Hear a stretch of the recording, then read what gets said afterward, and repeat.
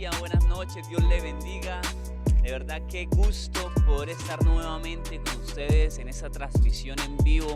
Le bendecimos, gracias por conectarse y desde ya por favor comparta con sus contactos esta transmisión, invítelos a que estén 40, 35 minutos de palabra aprendiendo algo de parte del cielo, porque sé que hoy vamos a aprender mucho. Así que bueno, sé que y estoy expectante por lo que va a ocurrir en esta noche, por el mensaje que vamos a hablar en esta noche. Solamente le pido que esté súper expectante de que esté con esas ansias de recibir más del Señor, porque sé que Dios nos va a hablar en esta noche. Quiero preguntarle a usted qué ha hecho en esta cuarentena, en este aislamiento. Comente ahí qué ha hecho, qué es lo que más suele hacer. En lo personal yo he hecho de todo.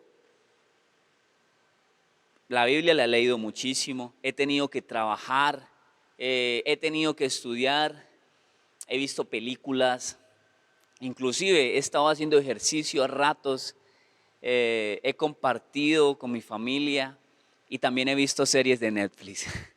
Y se dirá, uy, pecador, sí, lo confieso, me he visto unas cuantas series en Netflix y bueno. Si usted ha visto alguna serie, comente ahí cuál ha visto. Yo sí he visto. Y la más reciente que me vi se llama Vikingos. No sé si alguno de ustedes ya la vio, pero esta serie me atrapó por completo. Genial, súper bacana.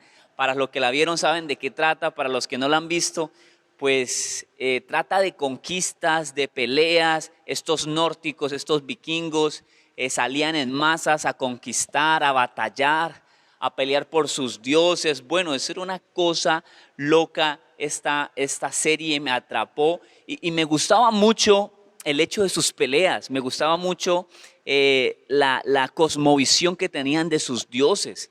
Y hay muchas cosas interesantes que aprender de esta serie. Y de hecho yo mientras miraba esa serie, yo me conectaba, ¿no? Me conectaba con muchas cosas bíblicas en lo espiritual. Y estos vikingos, aquí le adelanto un poquito de la serie, solían pelear mucho, estaban en batallas constantes. Y ellos iban por medio de barcos, navegaban y iban en manada, iban en grupos a pelear. Y ellos peleaban y batallaban más que todo por dos razones: por conquistar terrenos nuevos, territorios nuevos, y también por venganza. Eso era algo muy particular de la serie. Si mataban al papá de alguien, se iban todos a vengarlo y terminaban en otra mega batalla. Entonces, algo muy particular que tenía cada batalla es que estos vikingos, cuando ganaban una batalla, le atribuían a Dios, al Dios de ellos, perdona, al Dios Odín, Afrodita, bueno, un montón de dioses que tienen. Si ganaban, le atribuían a sus dioses la victoria. Si perdían, le atribuían también a sus dioses la derrota. Y le decían, no, los dioses permitieron que no ganáramos, que perdiéramos. Y eso era muy constante en esta serie, en sus batallas. ¿Y por qué le cuento esto? ¿Por qué le hablo sobre esto?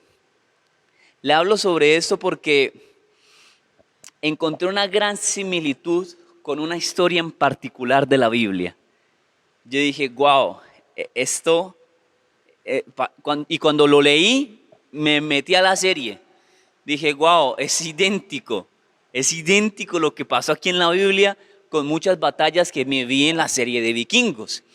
Entonces, permítame leerle esa historia de la que le quiero hablar en esta noche, que está en 1 Samuel capítulo 4, versículo 1. Mira lo que dice: un día los israelitas salieron a pelear contra los filisteos y acamparon en Ebenezer. Los filisteos por su parte acamparon en Afec y se organizaron para la batalla.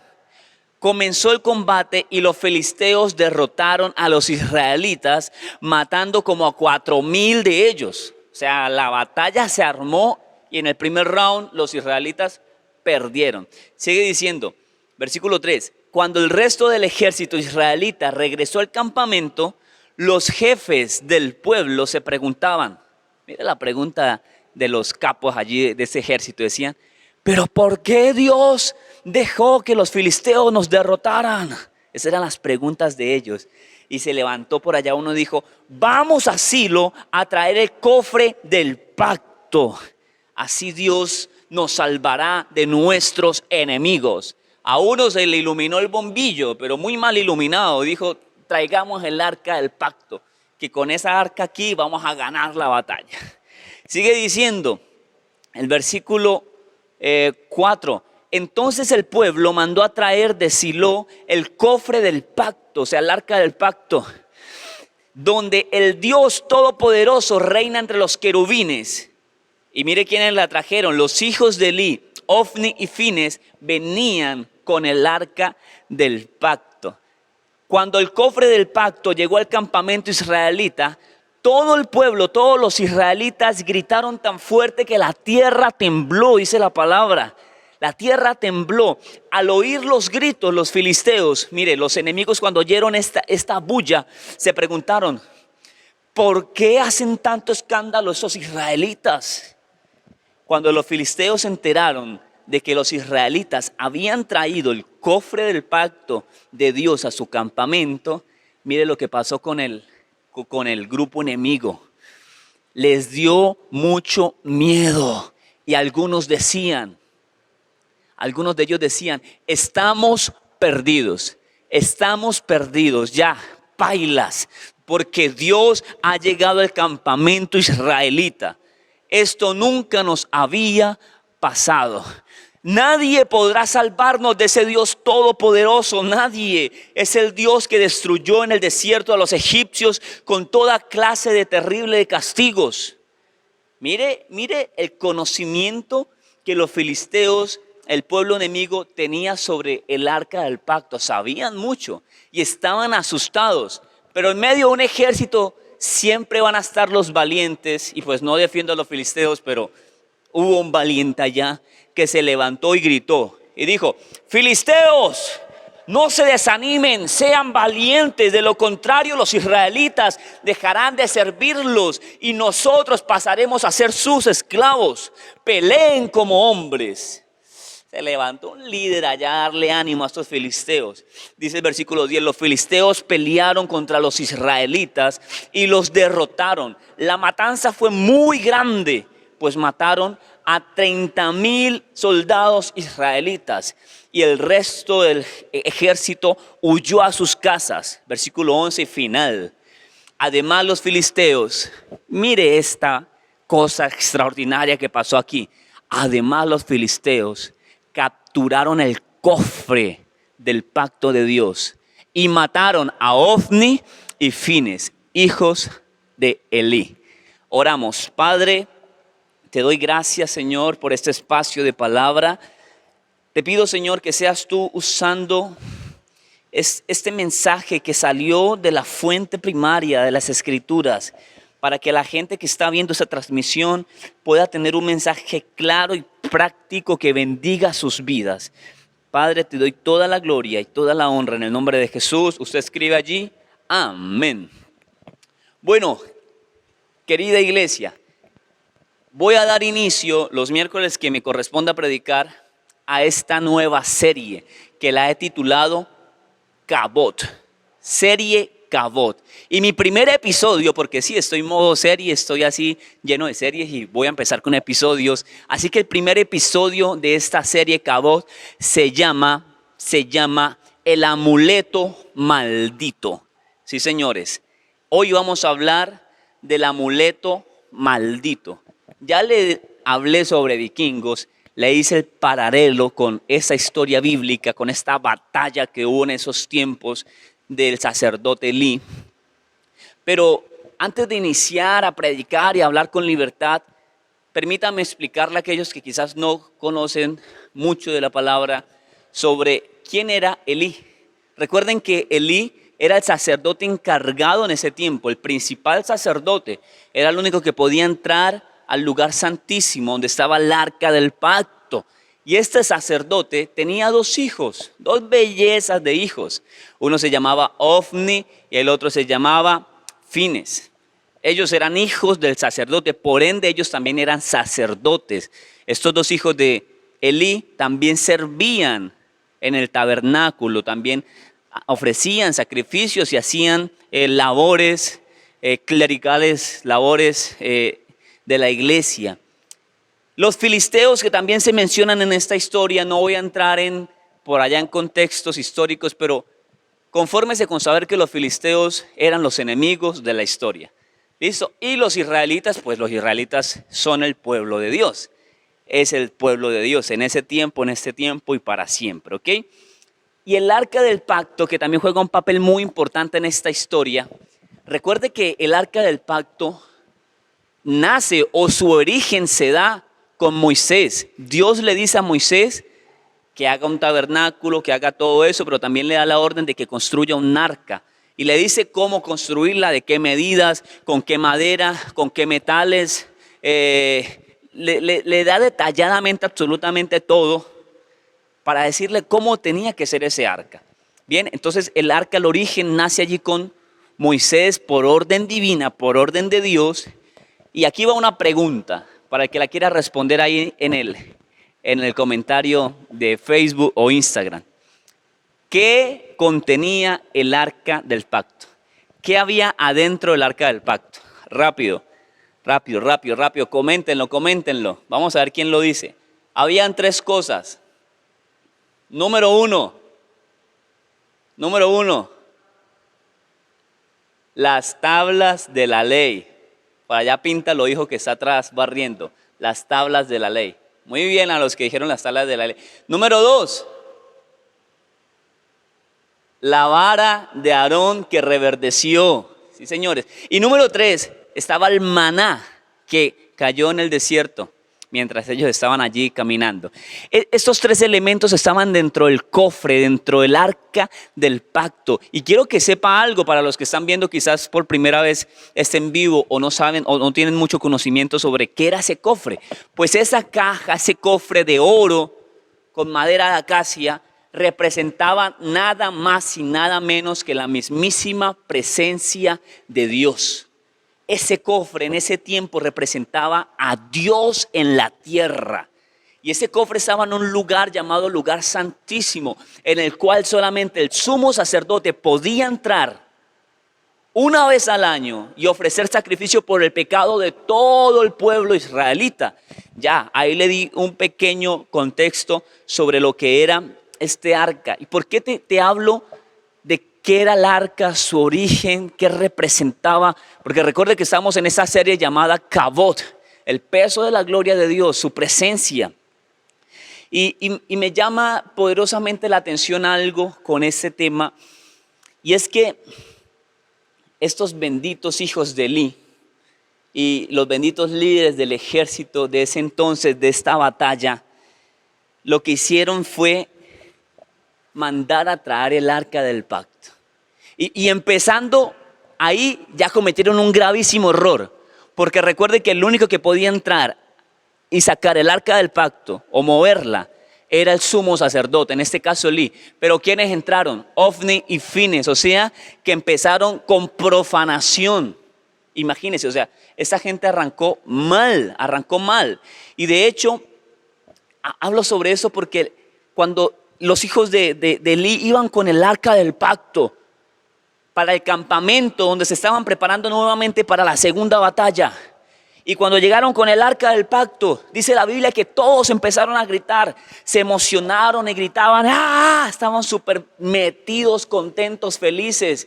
Y me imagino todo el mundo brincando. ¿Sabe? Esa actitud prácticamente, esa actitud hacia el arca llegó a asemejarse peligrosamente a la idolatría. Sí, señores.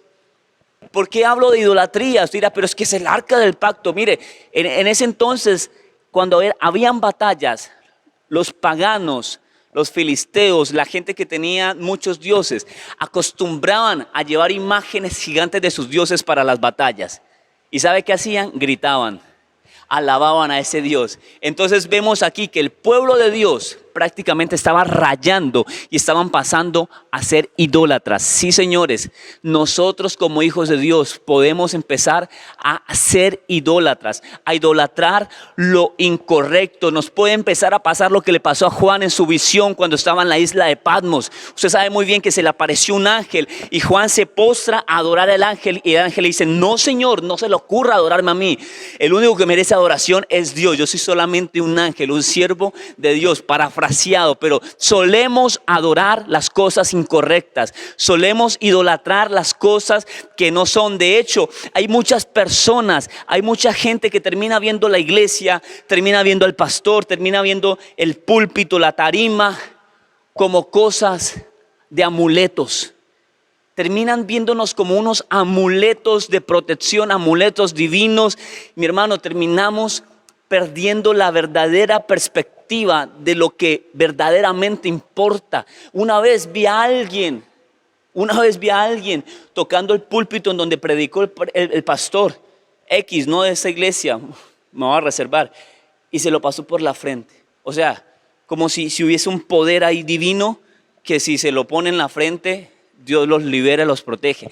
Por favor, estamos acostumbrados a adorar lo incorrecto. Estamos acostumbrados a crear, a diseñar amuletos, creyendo que Dios está en ese amuleto y por tenerlo hay poder y soy súper poderoso.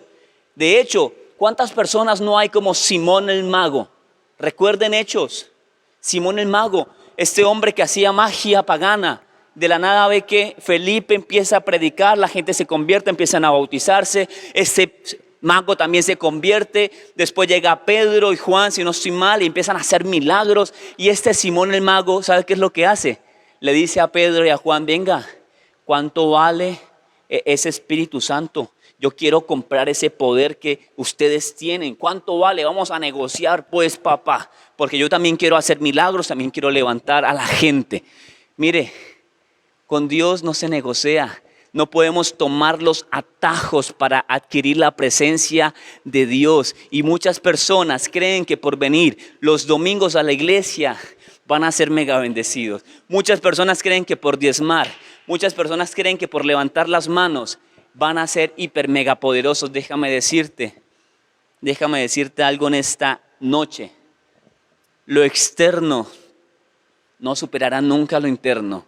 No podemos pretender que por medio de gritos, no podemos pretender que por medio de amuletos sagrados Dios nos dé protección divina. No cojamos atajos, no traigamos el arca creyendo que trayendo el arca Dios va a hacer la pelea. No, señores, y ahorita en unos minutos voy a seguir explicando esto para que me comprendan a dónde los quiero llevar. Pero en este primer punto les quiero decir: la presencia de Dios no es un amuleto de protección. No es un amuleto de protección, mis queridos hermanos. No, señores. La historia dice que cuando llegó el arca empezaron a gritar. Y gritaban, y gritaban, y gritaban. Y de hecho me sorprende algo. La iglesia a veces usa hipérboles, o sea, es la exageración de un suceso. Y quizás esto es una hipérbole, o quizás fue real, la verdad no sé. Pero en todo caso dice que empezaron a gritar tanto que la tierra tembló. Y que los filisteos oyeron y dijeron: ¿qué es esa bulla? No, llegó el arca. Perdimos, porque escucharon unos gritos y me imagino a los israelitas contentos, gritando, llenándose de valor y gritaban. Mínimo, recordaron sucesos anteriores que habían ocurrido por medio de gritos y más adelante se dar cuenta de qué sucesos. Pero mínimo dijeron: vamos a gritar ahora para que algo suceda y la gloria de Dios y nos defienda. Mire, solemos muchas veces como cristianos hacer cosas que no tienen nada que ver con lo que Dios quiere hacer. De hecho, recuerdo alguna ocasión, que hubo una persona que se endemonió, si podemos decirlo así, pues tenía un espíritu y estaba en plena manifestación. Y llevamos a esa persona en una camioneta de Platón, íbamos atrás en el Platón, Yo iba sentado en los bordecitos que tiene, el papá de la persona también iba sentado, y la persona que estaba endemoniada estaba en el centro del platón. Y hubo un momento que yo no sé a mí qué me pasó, no me acuerdo si me acordé de algo, recordé algo, no sé qué me pasó, pero en ese momento me entró algo y yo empecé a gritar. Le coloqué la mano en la porra a esa persona y empecé a gritar y decía: fuera espíritu inmundo en el nombre. Y cada vez gritaba más. ¿Sabe por qué cada vez gritaba más? Porque cada vez la persona que estaba endemoniada decía: me quema, no, no, no, no, me quema, me quema. Y claro, yo me emocioné, yo dije, claro, la vuelta era gritando. Yo, ¿por qué no me di cuenta? Y me emocioné y gritaba y en el nombre. Y empezaba a reprender eso, pero gritando. Porque pensé que me iba a funcionar así y estaba funcionando.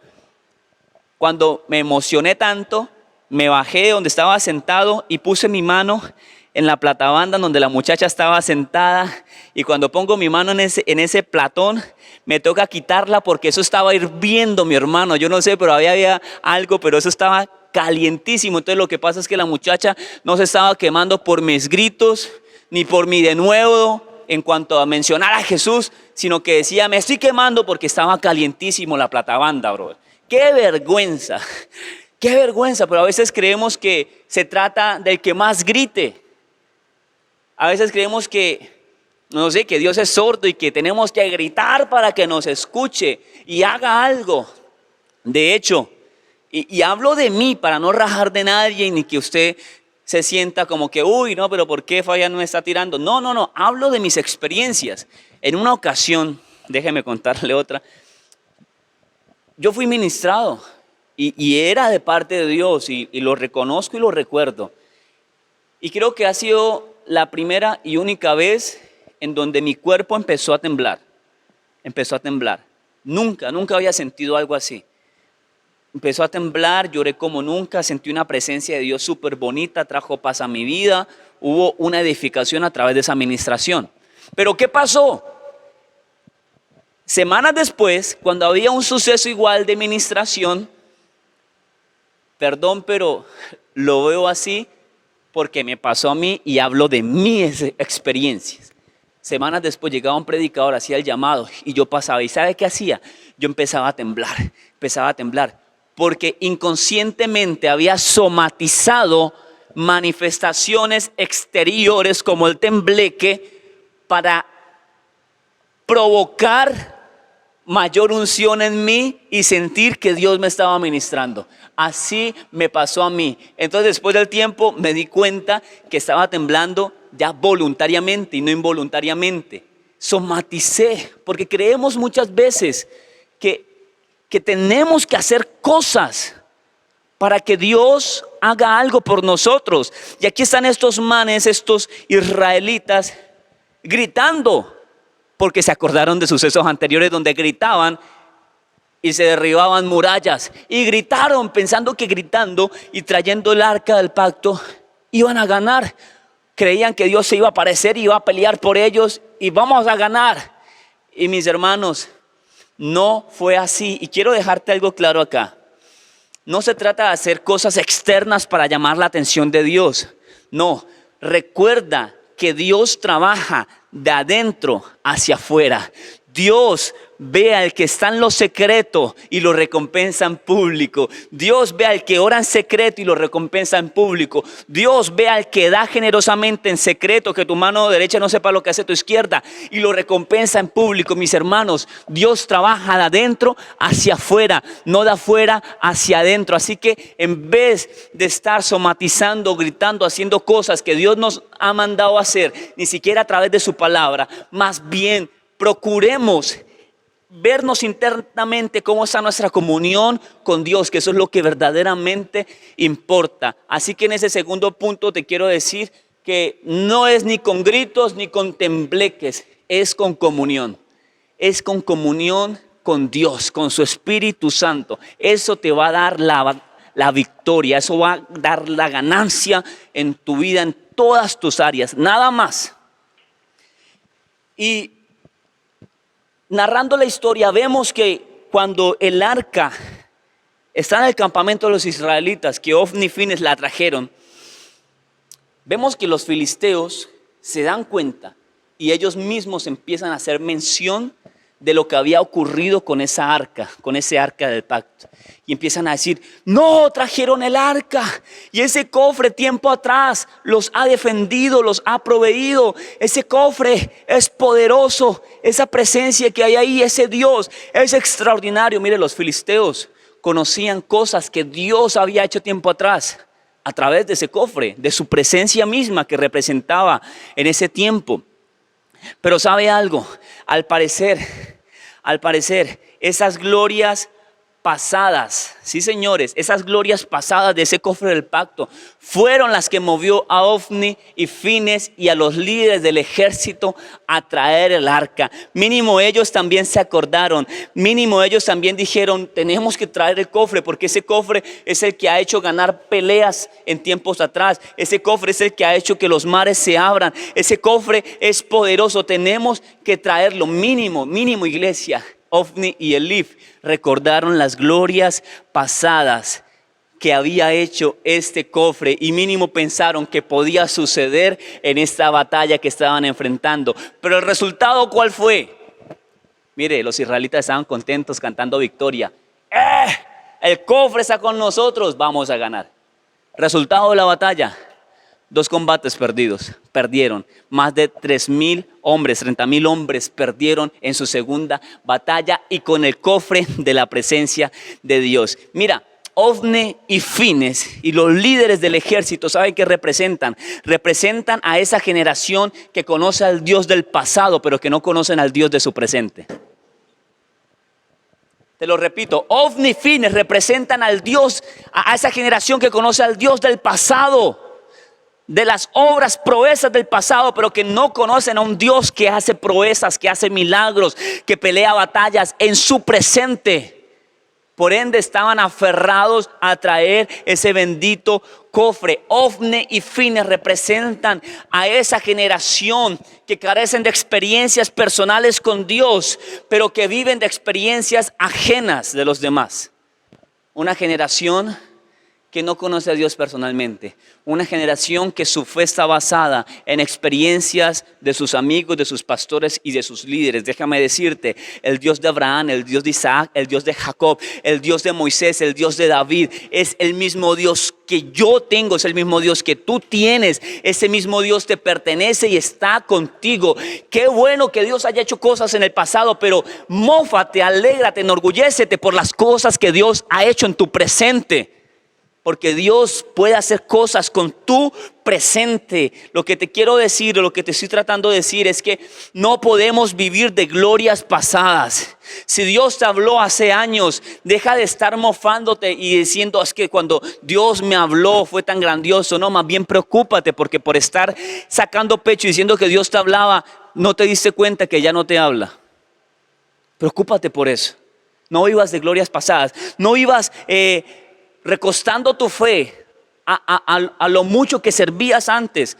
Es que yo servía, yo cantaba, yo estaba en protocolo, yo predicaba. No te mofes por eso. No vivas de esa gloria pasada. Más bien preocúpate porque ya en tu presente quizás no estás haciendo nada. Preocúpate por las cosas que dejaste de hacer y que en tiempo atrás hacías. Así que te vengo a decir en esta noche, no invoques al Dios de tus glorias pasadas, porque de seguro no te va a responder. De seguro ya no está. No, deja de acordarte a esos tiempos de oro en donde eras bendecido, tenías en abundancia. No, vive tu presente, porque ese Dios que te bendijo en el pasado, que te sacó de lo poco y te llevó a lo mucho, ese Dios sigue en vigencia. Ese Dios no tiene fecha de caducidad. Ese Dios dice, mi poder es el mismo ayer, hoy, mañana y por los siglos de los siglos. Así que deja de vivir glorias pasadas. Vive el Dios del presente que sigue haciendo proezas. Y lo más extraordinario, va de gloria en gloria. Dios siempre va de gloria en gloria. Si tiempo atrás te bendijo quizás con un empleo, pues déjame decirte que futuramente te va a bendecir con muchas empresas, porque ese es el Dios que yo conozco, un Dios que me lleva de más en más y no de menos en menos. Así que, querida iglesia, En esta historia vemos que los israelitas trajeron el arca creyendo que iban a ganar, gritaron, vivieron de glorias pasadas, dijeron ahora sí, pero no, ahora no, pero perdieron batallas, perdió esa batalla. Y te quiero decir algo, a usted que me está viendo allí atentamente, no siempre que pierdas batallas es por culpa de Dios. Te lo repito, no siempre que pierdas batallas en tu vida es por culpa de Dios. Y muchos dirán, pero Señor, ¿por qué me permites que viva esas cosas si yo diezmo? Si yo asistía a los cultos los domingos o a misa, si yo servía en protocolo con la corbatica bien bonito, bien vestido. Mira, lo que le da seguridad a la oveja es la voz de su pastor. Mis ovejas oyen mi voz, yo las conozco y ellas me siguen. Es decir, las ovejas no están mofándose ni diciendo es que yo voy en coche porque yo sirvo, porque yo diezmo, porque yo doy mi lanita al pastor. No. Las ovejas tienen su seguridad en la voz del pastor. Oveja que no conoce la voz del pastor termina descarriada. Y me imagino al pastor siempre llamando a las ovejitas, Maritza, Chelita, y por allá las ovejitas como tienen unos audífonos llamados ansiedad, llamados preocupación, llamados, no sé, Facebook, Instagram, ocio, pues simple, no oyen la voz del pastor. ¿Y qué pasa? Terminan perdiéndose y después dicen, pero ¿por qué permite Dios que me pasen estas cosas? Simple, querido y querida, así como Daniel Javif. No estás oyendo la voz de tu pastor. No estás reconociendo la voz, la única voz que nos puede direccionar, la única voz que nos puede dar seguridad. Escúcheme muy bien, una batalla no se gana por tener un ejército numeroso. No. Y eso lo aprendo de la Biblia, pero también me lo enseñó la serie que me estuve viendo, Vikingos. De hecho, en alguna ocasión Ragnar y su gente estaban debilitados. Su ejército había perdido luchas y estaban debilitados. No podían ganarle al ejército contrincante. Pero el rey Ragnar de esa serie tuvo una estrategia única y violenta, y lo voy a hacer spoiler aquí. Se hizo pasar por muerto. Mire, se bautizó como cristiano. Ellos creen en otros dioses, Odín, Thor, toda esa gente. Pero se hizo pasar por cristiano. Después se hizo pasar por muerto. Inclusive su misma gente creyó que se había muerto de verdad. O sea, engañó a todos. Y todo el mundo llorando. Y lo único que él pidió antes de morir es un entierro cristiano. Entonces, Francia, porque estaban peleando contra Francia, les da esa petición que había pedido Ragnar. Y se llevan a Ragnar en un ataúd y lo meten hasta el centro de Francia, y él está ya en esa iglesia y van a empezar la ceremonia, el ritual para el entierro, y Ragnar va ahí metido en el cofre, y de la nada Ragnar sale del cofre, agarra al rey, le mete el cuchillo acá y lo que hace es sacarlo hasta la puerta, abrir para que el ejército que estaba afuera pudiese entrar y atacarlos y derribarlos. ¡Ja! Se dirá, pero Fabián, ¿por qué me viene aquí a hablar de series? No sea novelero. Escúchame, una batalla no se gana por tener un ejército numeroso. Una batalla se gana a causa de una buena estrategia, y la estrategia la da el rey. Es decir, si tú estás peleando batallas creyéndote que tú eres el rey, déjame decirte, perdiste. Tienes que pelear tus batallas, pero corona a Jesús como rey y deja que Él te dé las estrategias, deja que Él te diga cómo pelear, deja que Él direccione tus batallas. Tú simplemente sé un guerrero fiel y camina como Él te diga que camina, haz lo que Él te diga que tienes que hacer, pero corona a Dios como rey de tus batallas y estoy seguro que no perderás ninguna. En otras palabras, cuando peleemos nuestras batallas sin su dirección, démonos por perdidos. Démonos por perdidos. Sí puedes perder batallas, pero si tienes a Dios como rey, créame que te va a dar las mejores estrategias habidas y por haber. Como les decía al inicio, esto es una serie llamada Kavod. Ese primer episodio no lo alcanzo a terminar hoy. No lo alcanzo a terminar hoy. Tengo 3 minutos para orar y despedir. Pero como es una serie, Lo podemos continuar la próxima vez que me corresponda predicar. Usted tiene que estar ahí conectadito. Yo le doy como una recapitulación de lo que se predicó hoy. Pero quiero que oremos y demos gracias a Dios por esta palabra y tengamos claros eso. La presencia de Dios no es un amuleto. No se trata de que sea un amuleto divino que nos da protección, no. Eso no hay atajos para la presencia de Dios. La presencia de Dios se gana buscando en comunión al Espíritu Santo. No es con gritos, no es con tembleques, no es con cosas externas. Recuerda, Dios trabaja de adentro hacia afuera. Y recuerda, coronar a Dios como rey de tus batallas. Te dará las mejores estrategias. Padre, te doy gracias. Bendigo a cada persona que se conectó en este live. Señor, ayúdanos a saber cómo caminar, cómo movernos. Queremos estar bajo tu mando, bajo tu dirección, porque no hay mejores manos que las tuyas, papá. Te honramos y te bendecimos en el nombre de Cristo Jesús. Amén y amén. Quiero que recuerdes que seguimos con prédicas este viernes 7:30, culto de doctrina. Así que estemos siempre en línea. Dios te bendiga. Gracias por estar con nosotros. Un abrazo a todos los que se conectaron. Bendiciones.